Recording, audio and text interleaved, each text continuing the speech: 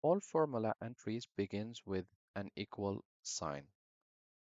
In addition, for simple formula, simply type the equal sign followed by the numeric value that you want to calculate and the math operator that you want to use, minus sign or the plus, or you can also use the asterisk for multiplication, or you can use forward slash for division.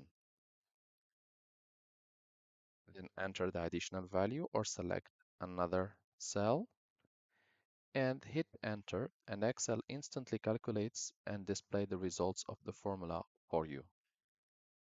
So in this way you have created a formula, click on the cell of it, and the formula will be displayed in the formula bar in the top.